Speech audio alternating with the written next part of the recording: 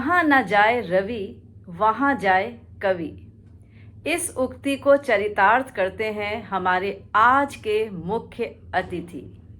आपकी रचनाओं में, विशेषकर कविताओं में, आप जीवन का सूक्ष्म अन्वेषण करते दिखाई देते हैं। समसामयिक काव्य रचनाओं में आप महत्वपूर्ण प्रासंगिक मुद्दों को उठाते रहे हैं और आम आदमी का सवाल बन उसके जवाब ढूंढते दिखाई देते हैं।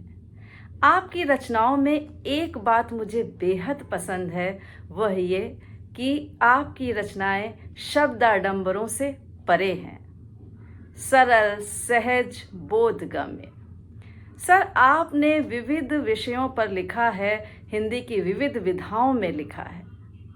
वैचारिक लेख, संस्मरण, उपन्यास, कहानी, कविताएं, बाल नाटक, बहुत कुछ जिस पर हम बातचीत करेंगे। तो दर्शकों, हम आपका ज़्यादा समय नहीं लेते हैं और शीघ्र आमंत्रित करते हैं अपने आज के मुख्य अतिथि कैलाश जी को। कैलाश मनहर जी, आपका हार्दिक अभिनंदन है कोना मनका में। जी, साहित्यकार के रूप में तो आपकी सशक्त पहचान है। लेखन में आपकी रुचि कब से हुई? सवाल आमतौर पर किया जाता है और सब ये सवाल, पहला सवाल यही बनता है और यही करते हैं। जी। 9वीं 10वीं में पढ़ रहा हूँगा, 9वीं 10वीं में ही पढ़ रहा हूँगा जब, तो मेरी आमतौर पर जैसे लगभग सबकी होती होगी, मैं तो ये समझता हूँ, मेरी जासूसी उपन्यासों के प्रति रुचि बढ़ गई थोड़ी-सी।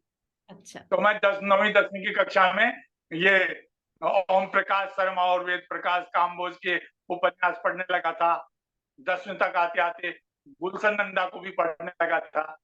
तो ये पढ़ते हुए जब मेरे पिताजी ने मुझे देखा कि ये क्या पढ़ता है, तो उन्होंने एक दिन मेरे से कहा कि भई तुम्हारा पढ़ने का अच्छा है, पढ़ते हो, पढ़ना अच्छा लगता है, लेकिन थोड़ा इनसे हट के पढ़ा करो। तो मैंने कहा मेरे पास तो जैसी किताबें उपलब्ध होंगी वैसी ही मैं पढ़ता हूँ। तो उन्होंने कहा कि मैं लाऊँगा। तो एक बार मेरे पिताजी स्कूल टीचर थे, वे अपने स्कूल से विजयदान देता की राजस्थानी कहानियाँ हैं बातारी फुलवाड़ी, जी। तो बिज्जी की बातारी फुलवाड़ी का एक वॉल्यूम लेके आए। हालाँकि राजस्थानी पढ़ने में थोड़ी परेशानी हुई, लेकिन बिज्जी की उन कहानियों ने मुझे बहुत रुचि पढ़ने के प्रति और अच्छी चीज़ पढ़ने के प्रति मेरी रुचि जागृत की। तो बिज्जी की कहानियाँ पढ़ने से मेरी शुरुआत हुई। फिर ज मैं लगभग जब 11वीं-12वीं में होऊँगा, तब पापा जी एक बार मैक्सिम गोर्की का उपन्यास माँ ले आए थे घर पर। तो जब मैंने मदर पढ़ा और जब मदर में मैंने पावेल की मदर स्टोनवा के संघर्ष को देखा, पावेल के संघर्ष को देखा, तो उनको देख कर के मैं भीतर तक अपने आप को ये समझाने की कोशिश करता रहा कि ऐसा भी होता है दुनिया में और ऐसे भी लोग होते हैं। और माँ पढ़ने के बाद में मैं थोड़ा अच्छी चीज़ें पढ़ने के लिए मेरी रुचि जागृत हुई। फिर थोड़ा-सा हजारी प्रसाद जी के बाणभट्ट की आत्मकथा, अनामदास का पोथा, ये पढ़ने को मिल गए और ये पढ़ते-पढ़ते मैं जब सीन मतलब 12वीं कर रहा हूँगा, तब मैंने खुद ने एक कविता लिख कर के और हमारे यहाँ दैनिक नवज्योति नाम से एक अखबार है, उसमें एक कविता भेज दी और जब वो छपी, तो मुझे लगा कि मैं भी कुछ कर सकता हूँ।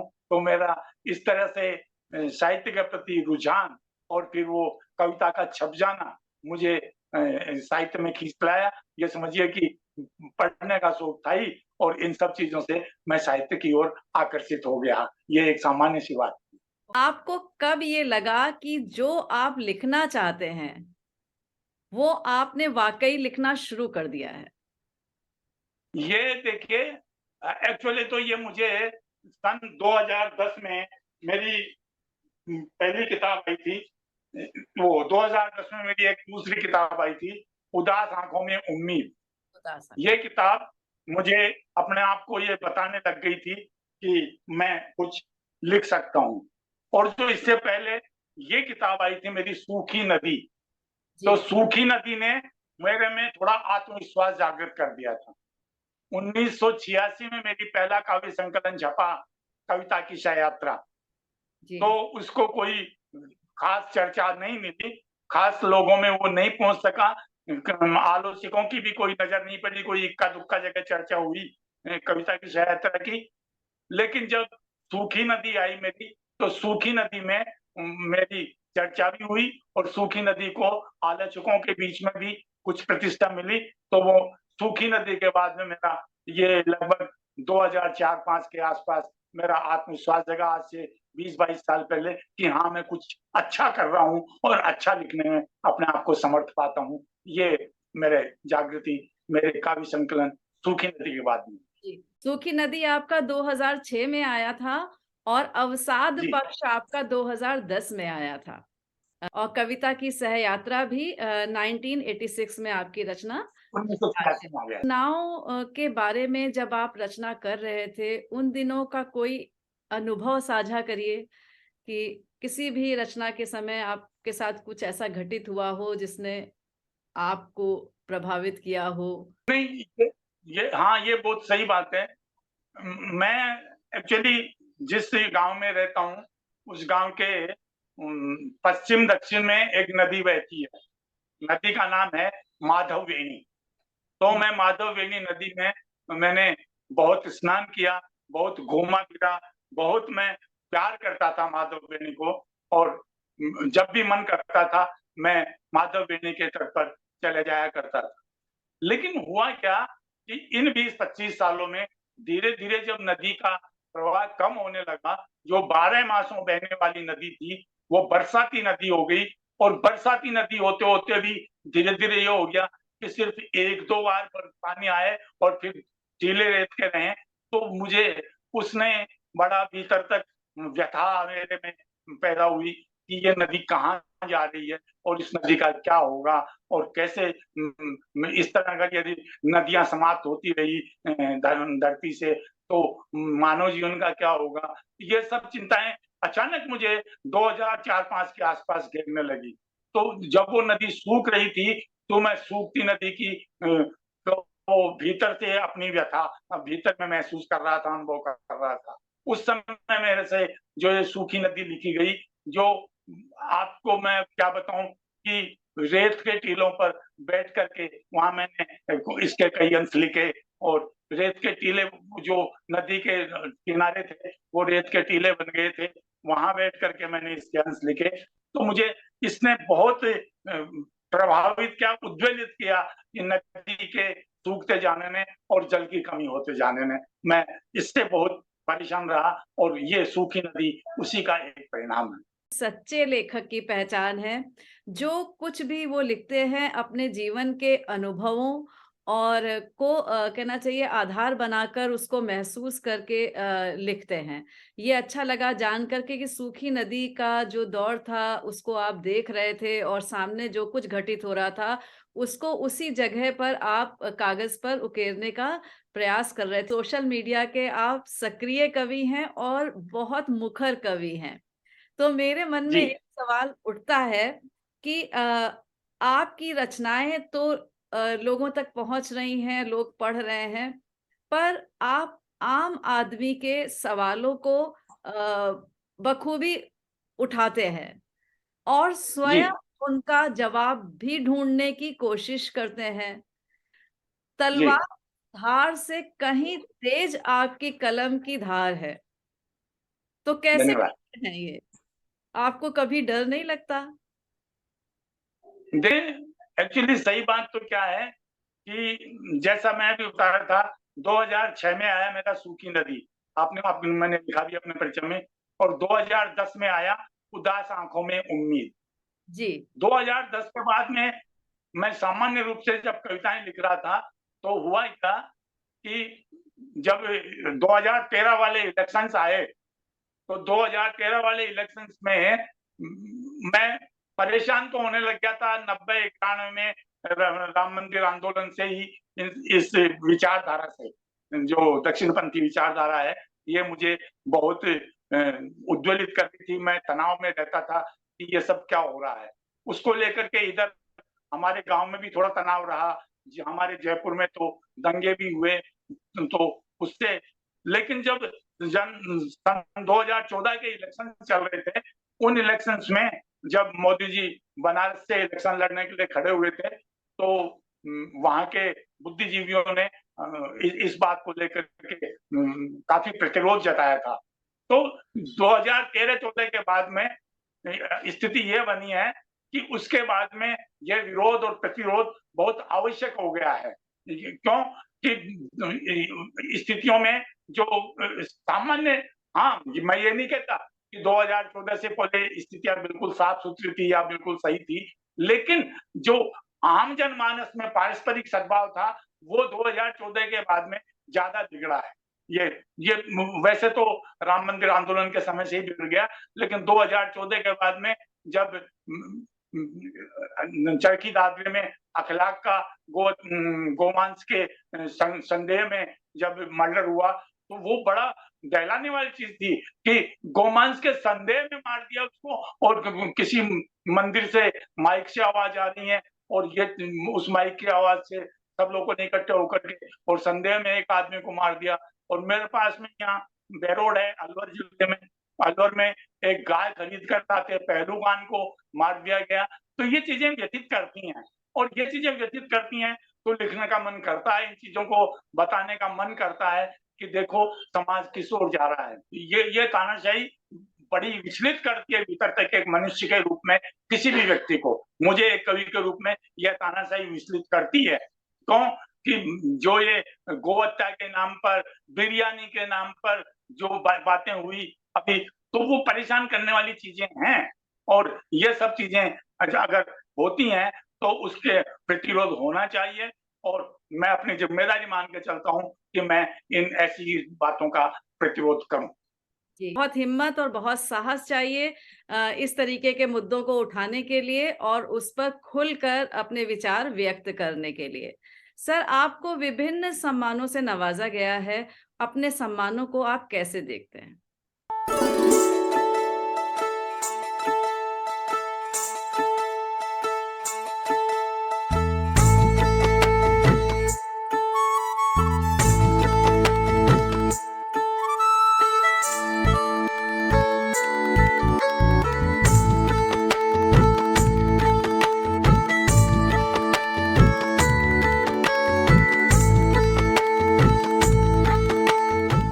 जी, सम्मान तो एक्चुअली कुछ ज्यादा जिम्मेदारी लेकर आते हैं। जी। अगर आपको सम्मान मिला है, अगर मुझे किसी को भी कोई सम्मान मिलता है, तो यह जिम्मेदारी बन जाती है कि जिस मुद्दे पर, जिस विषय पर, जिस रचना पर सम्मान दिया गया है, उससे अच्छा कुछ रच के दिखाएं हम, उससे कुछ और अच्छा लिख सकें हम। क्यों कि जो सम्मान देता है उस संस्था का भी नाम होता है कि आपने किसको सम्मान दिया, और अगर हम उसकी मूल्यांकन पर खरे नहीं उतरेंगे तो और हम, हमारा और संस्था का, दोनों का नाम खराब होगा, दोनों का यश बिगड़ेगा। इसलिए सम्मान मुझे जिम्मेदारी की भावना बढ़ते हैं मेरे भीतर में। मैं उन्हें कोई बहुत बड़ी उपलब्धि के रूप में नहीं, अपनी जिम्मेदारी के रूप में मान के चलता हूँ कि सम्मानों से मुझे कुछ और रचना करने की और कुछ और अच्छा लिखने की प्रेरणा मुझे मिलती है, और मैं अपनी जिम्मेदारी कुछ ज्यादा बड़ी मानने लगता हूँ। बहुत अच्छी बात आपने बताई। और आजकल बहुत सारे नवोदित रचनाकार उभर कर सामने आ रहे हैं, उनके लिए कुछ कहना चाहेंगे? नवोदित रचनाकारों के लिए सुमन जी, पहली बात तो यह है कि बहुत जल्दबाजी नहीं होनी चाहिए। धैर्य बहुत जरूरी चीज है। अब मैं 40-42 साल से लिख रहा हूँ, और अब जाके मेरी कोई अगर थोड़ी बहुत पहचान बन चुकी है, जबकि मेरे 8 कविता संग्रह आ चुके हैं, जी। और 8-9 कविता संग्रह आने के बाद और 40 साल तक लिखने के बाद कहीं थोड़ी बहुत पहचान अब 70 की उम्र में बनने लगी है। अगर नवोदित रचनाकार पहली कविता को छपते ही या पहली पुस्तक छपते ही अपने आप को महान मानने लग जाएं, मेरी चर्चा नहीं हो रही, मेरी ये नहीं हो रहा, तो वो सब उनको रखना पड़ेगा। धैर्य बहुत जरूरी है, और नवोदितों के लिए धैर्य ही सबसे बड़ी चीज है, तो मैं कहना चाहूंगा। और दूसरी बात ये कि जनता का साथ नहीं छोड़ें। नवोदित रचनाकारों को जनपक्षतर होना बहुत जरूरी है। कविता को कविता में कला भी होती है, लेकिन इतनी कलात्मकता में, इतने कलावाद में न पड़ जाए कि जनपक्षधरता छूट जाए। ये बहुत जरूरी चीज है। तो नवोदित रचनाकारों के लिए मेरा यही कहना है कि धैर्य रखें। जब वो अच्छा करते रहेंगे तो जरूर उनका भी चर्चा में उनकी भी पूछ होगी, और अपनी जनपक्षधरता को न छोड़ें। धैर्य सबसे बड़ी चीज़ है, और धैर्य लेखन में ही नहीं, अपने व्यक्तित्व में भी बहुत ज़रूरी है कि अगर आप कोई कुछ भी प्राप्त करना चाहते हैं तो जल्दबाज़ी ना करें और जन-जन तक जुड़ें। हम लोकतंत्र में रहते हैं और आवाम की आवाज़ बनें और सुनें। बहुत अच्छी बात आपने कही है सर। सर, आपकी एक रचना है, मैंने पढ़ी थी, एक कविता मुझे बहुत अच्छी लगी थी। ये सोचने का समय है। सोच-सोच कर परेशान होने का समय है। सोचते हुए ऊबने तो का समय है, ऊबते हुए डूबने का समय है ये। तो खैर मिलेगी नहीं, लेकिन मैं फिलहाल आपको 2 कविताएँ सुना देता हूँ। बात करी तो मैं अपनी खुद की जो रचनात्मकता है, रचना प्रक्रिया है, उसको लेकर के एक कविता सुना देता हूँ। ये मेरी खुद की रचना प्रक्रिया से जुड़ी हुई बात। दीनहीन जनजीवन से जुड़कर सदैव मैं, दीनहीन जनजीवन से जुड़कर सदैव मैं, शब्दों की गरिमा रख पाऊँ, दुःख का कड़ा स्वाद चख पाऊँ, सभी अबूझे अनसुलझे प्रश्नों के उत्तर जान सकूं समुचित अपने भरसक प्रयत्न कर। दीनहीन जनजीवन से जुड़कर सदैव मैं, शब्दों की गरिमा रख पाऊं, दुःख का कड़ा स्वाद चख पाऊं, सभी अबूझे अनसुलझे प्रश्नों के उत्तर जान सकूं समुचित अपने भरसक प्रयत्न कर। समझा पाऊं अपने जन को छद्म शत्रु के, कपट जाल को तोड़ सकूं मैं, फोड़ सकूं पाखंडी भांडा बनूं चुनौती, बड़ बोले वाचाल वाग वीरों के प्रति मैं, निज भाषा में कहूं बात सामान्य जनों की, उनकी सुनूं बताऊं सबको, प्राण भरे हों मेरी कविता में जन जन के, तभी सार्थक होगा मेरा कविता रचना, तभी सार्थक होगा मेरा कविता रचना। बहुत एक तो ये मेरी दूसरी रचना प्रक्रिया को लेकर के थी, और एक हमारे इस समय के साहित्यिक माहौल पर मैं एक कविता और आपको सुना देता हूं, फिर मैं क्षमा। अकाल साहस का नहीं था, बल्कि भय बहुत हावी था मानस पर। अकाल साहस का नहीं था, बल्कि भय बहुत हावी था मानस पर।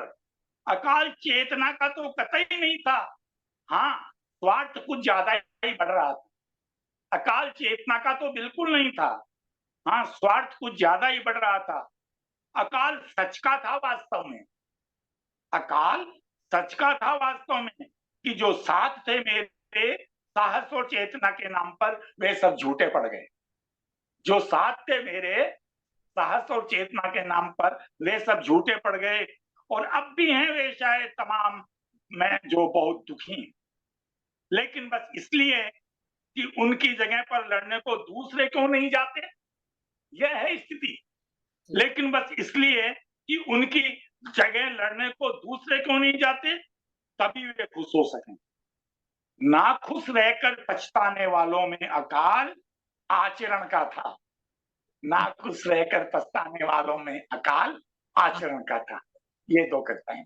बहुत सुंदर सर, और मुझे उम्मीद है कि हमारे दर्शक जब इसे सुनेंगे और आपके इन सार्थक बातों को सुनेंगे, समझेंगे, तो निसंदेह उन्हें बहुत कुछ सीखने को मिलेगा और बहुत कुछ जानने को मिलेगा। समय सीमा के कारण हमें चलना पड़ेगा। आपने हमारे बहुत आमंत्रण स्वीकार किया। बहुत बहुत आपका धन्यवाद। बहुत धन्यवाद सर, बहुत बहुत धन्यवाद।